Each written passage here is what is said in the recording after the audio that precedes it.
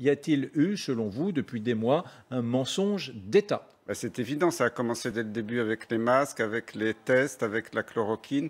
On n'arrête pas. Et ça me choque beaucoup. Moi, j'avais beaucoup de respect pour nos institutions, pour le ministère de la Santé. J'ai travaillé pendant des années et là, je ne reconnais plus la République française, quoi. Qui n'est plus au service des citoyens, des malades, et qui fait un film sur cette pandémie qui ne correspond plus à la réalité. La question qui se pose aujourd'hui, c'est celle des médecins. Que des hommes d'État aient pu mentir, ma foi, ce n'est pas la première fois, mais qu'on ait vu sur les plateaux des chaînes d'infos se succéder pendant des mois et des mois, des infectiologues, des universitaires, qui ont repris à peu près tous les refrains des politiques, hein, de la grippette à si vous avez des masques, rapportez-les dans les pharmacies. Enfin, on a tout vu, tout entendu. Politique, ça nous semble, citoyens français, après tout, est habitué au petit mensonge des politiques, mais que des médecins, que des professeurs des médecines, et relayer cela, c'est quand même inquiétant. Beaucoup de citoyens, de patients français même, se grattent la tête et se disent pourquoi ces médecins ont-ils fait cela?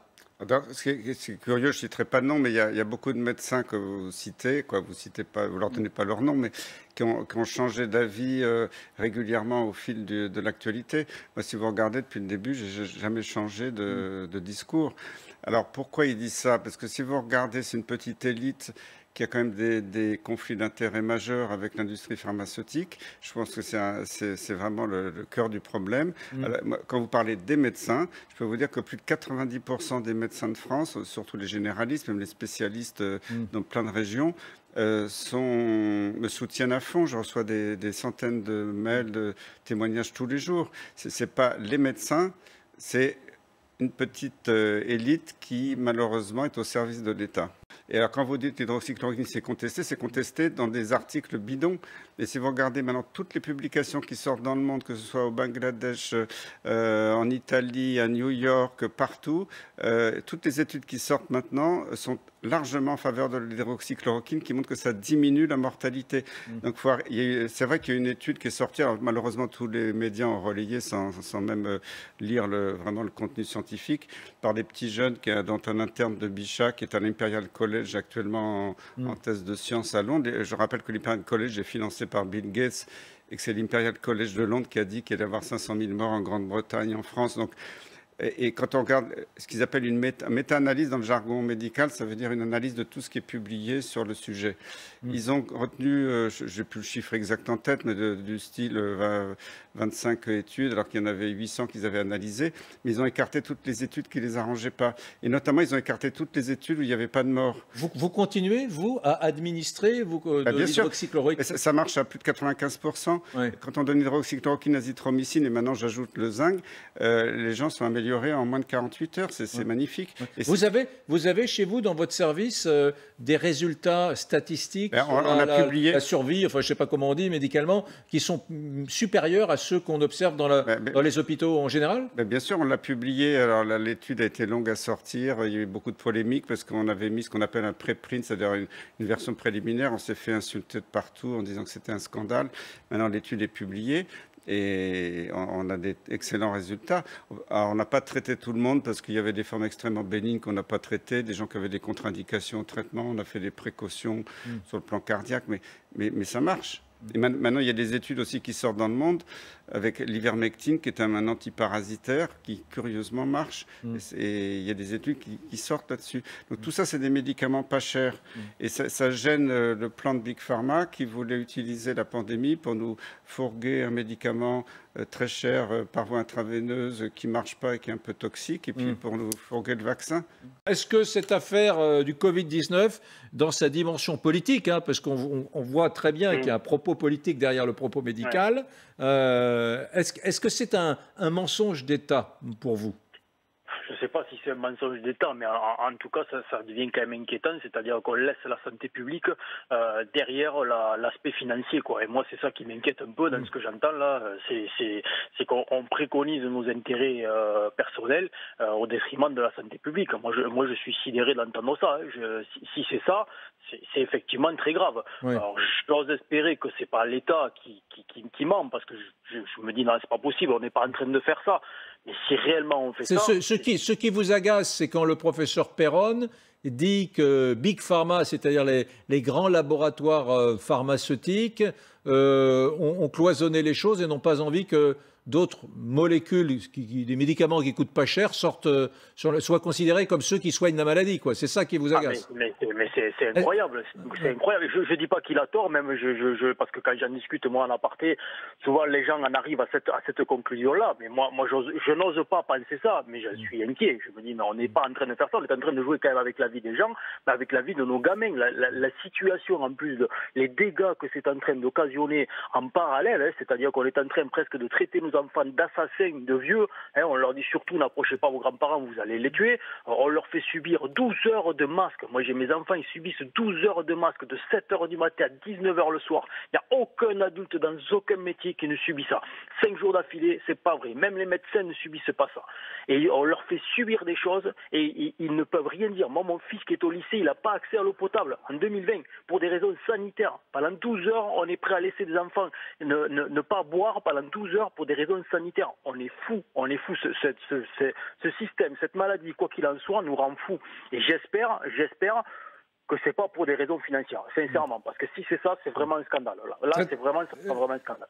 Très intéressant ce que dit Cédric, parce que très intéressant. Bravo, merci Cédric, parce que la question c'est celle de la disproportion. La disproportion, bien évidemment, dans le cas d'une pandémie, il est sain et bon et naturel qu'un État réagisse avec vigueur.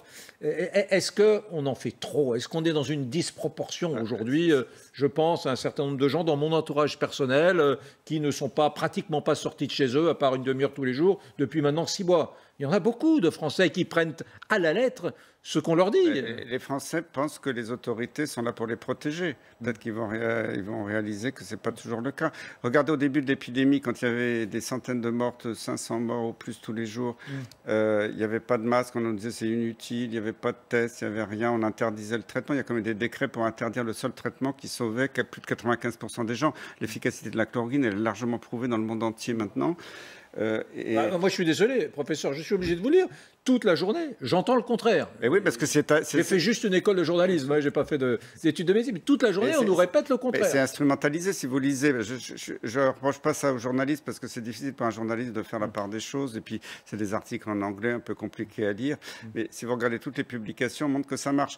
Le meilleur exemple, c'est, vous savez, comment imaginer que le Lancet et le New England Journal of Medicine, les plus grands journaux médicaux du monde, soient tombés dans la publication d'études frauduleuses? Ils l'ont reconnu eux-mêmes, ils ont rétracté leurs études. Que les rédacteurs en chef de ces 2 journaux ont dit oui, on est complètement infiltré par l'industrie pharmaceutique. Beaucoup d'articles qu'on publie sont pourris et sont sous l'influence de l'argent. C'est pas moi qui le dis. Elle est pourrie à ce point-là, parce que je suis désolé, moi qui suis un peu libéral, j'ai toujours défendu l'idée que, ma foi, les départements recherche et développement des grands laboratoires pharmaceutiques du monde, c'est ceux qui nous permettaient de vivre plus longtemps, quoi. Quand on a de l'hypercholestérolémie, de je sais pas quoi, de l'hypertension artérielle, des cancers, des pathologies complexes. Heureusement que les grands labos sont là depuis une trentaine d'années, parce qu'ils ont quand même inventé les molécules qui nous prolongent. Et ce discours anti-labo, est-ce que c'est pas un truc de marxiste Pas du tout, parce que moi j'ai eu beaucoup d'admiration pour des patrons de l'industrie pharmaceutique qui ont fait des choses merveilleuses. Mais malheureusement, avant, il y avait plein de petits labos, même en France. Alors, tout a été regroupé. Maintenant, il y a 4-5 grands labos qui contrôlent le monde. Donc, il y a une espèce de concentration de pouvoir. Avant, je ne dis pas qu'il n'y avait pas un petit peu d'influence, un petit peu de corruption. Enfin, ça restait marginal. C'était pas...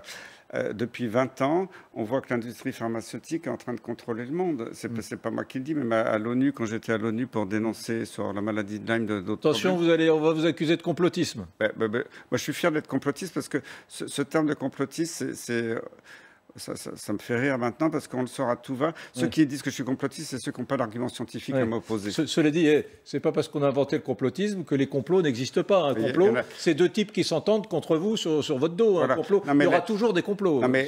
J'ai beaucoup de respect pour les anciens. J'ai beaucoup de témoignages d'anciens de l'industrie pharmaceutique que j'ai connus il y a plus de 20 ans, qui me disent « Christian, bravo pour votre combat ». Quand on était dans l'industrie, ce n'était pas ce monde-là. Ils sont horrifiés de voir la dérive. C'est pas moi qui le dis. Quand il y a eu vraiment la vague épidémique, on a dit à tout le monde « restez chez vous », appelez le 15 était saturé. Donc les gens qui étaient en train de faire de l'infarctus à la maison, qui avaient vraiment un besoin d'urgence des soins hospitaliers, n'avaient pas accès parce que le 15 était totalement saturé. C'était dénoncé d'ailleurs par un colonel des pompiers. Après, on lui a un peu tapé dessus. Il a dû nuancer ses propos parce que c'était mal vu par la hiérarchie. Mais il y a eu, en France, vraisemblablement, beaucoup de morts du fait que les gens n'avaient plus accès au système de soins. Vous imaginez tous les gens qui avaient des cancers, ont reporté leur traitement parce qu'on ne pouvait plus aller à l'hôpital à cause du Covid. Ça n'a jamais été mesuré. Mais c'est un effet secondaire majeur de toutes les décisions excessives qui ont été prises. L'histoire des 25 000 morts, c'est documenté par 3 sources différentes. Si vous comparez... Parce que ce qui compte, c'est le nombre de patients morts parmi les patients hospitalisés. Ça, c'est un chiffre qui... Vous avez dit que si on l'avait utilisé, cette chloroquine, 25 000 morts auraient été économisés. C'est établi scientifiquement. Si on compare l'IHU de Marseille avec le reste de la France, si on compare la France avec l'Allemagne, si on compare la France avec les autres pays qui ont utilisé largement... Mais les Allemands, qui ont des chiffres bien meilleurs que les nôtres, utilisent l'hydroxychloroquine? Bien sûr, parce que c'était pas... Mais bien sûr. Je l'ignorais totalement. Ça n'a pas été... En Allemagne... peut-être que les Allemands ont soupé avec Hitler et la dictature, les Allemands sont beaucoup plus libres. Il n'y a jamais eu de persécution des médecins en Allemagne comme on a en France, comme par rapport sur la maladie de Lyme. On ne persécute pas les médecins en France. On a un État centralisé, certes. Non, c'est jacobin, toute tête qui dépasse est coupée. Sur la maladie de Lyme, c'est mon combat depuis 20 ans. Les médecins tombent, on les accuse de charlatanisme, comme ce Laurent Alexandre qui lance charlatanisme et qu'il aille s'occuper de malades avant de dire ça. C'est vraiment un scandale. En France, on n'est pas libre. En Allemagne, il n'y a pas de persécution contre les médecins, ils sont libres de prescrire ce qu'ils veulent. Et c'est pour ça qu'il n'y avait pas que la chloroquine, l'Allemagne aussi a fait un confinement ciblé. Vous voulez dire qu'en France, dans la pratique médicale, il y a les anglo-saxons diraient des guidelines, des remparts qu'on ne peut pas franchir, il faut qu'on soit... C'est de pire en pire. On était libre il y a quelques années maintenant. D'année en année, on est en train de nous mettre des normes et toute personne qui sort des normes qui sont... Ces normes sont édictées par des sociétés savantes très liées à l'industrie pharmaceutique. Et on dit tout médecin qui sort de la norme, il doit être condamné. On voit les caisses d'assurance maladie qui sont ravies, qui foncent là-dedans. Le Conseil de l'ordre des médecins, dans certains cas, parce que le Conseil de l'ordre, moi, j'ai rien contre le Conseil de l'ordre. Ils essaient de faire leur boulot, mais ils sont influencés. Et c'est grave ce qui se passe actuellement. Les médecins, de plus en plus, n'ont plus leur liberté de prescription. Et c'est une attaque très grave contre le serment d'Hippocrate. Je suis tout à fait d'accord avec ce que dit le professeur Perron. Je le suis depuis le début de la crise. Le professeur Raoult et le professeur Perron, ainsi que d'autres, comme le professeur Toussaint par exemple, ou Toubiana, me font l'effet de prendre des risques pour dire la vérité et pour nous aider, nous, Français, à démêler le vrai du faux. Et je pense qu'ils nous font ouvrir les yeux, ils ont bien raison, et je pense aussi que beaucoup de Français, de toute façon, ont les yeux ouverts. Je respecte énormément le professeur Perron pour son pragmatisme sur le fait qu'il reste calme, il n'appelle pas la population à se soulever. Il prend des risques aussi vis-à-vis de collègues qui n'arrêtent pas de le conspuer. Et en ce sens, j'ai envie de dire, comme on dit chez nous en Alsace, que cet homme et que ceux qui sont de son acabit sont des mensch. C'est évident que la gestion de cette crise n'est plus du tout médicale, elle est politique. Et pour rebondir sur ce que dit notre auditrice d'Alsace, le masque est une muselière et elle a raison de dire le masque, il ne masque pas les yeux. Les Français, ils voient ce qui se passe. Et il se trouve que j'étais à Strasbourg samedi dernier à l'invitation de la députée Martine Vonner et du président de la conférence des doyens de Strasbourg.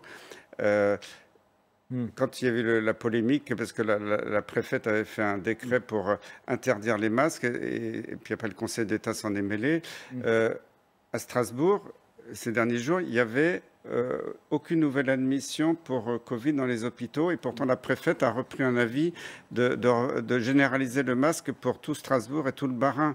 C'est un non-sens total sur le plan scientifique. C'est une disproportion colossale. Pourquoi on va faire, pardonnez-moi l'expression, on va faire chier les Alsaciens à porter un masque quasiment jour et nuit partout, quoi qu'il arrive, alors que l'épidémie en Alsace est très calme et que dans les hôpitaux, il y a certes quelques cas, mais il n'y a aucune alerte sanitaire majeure.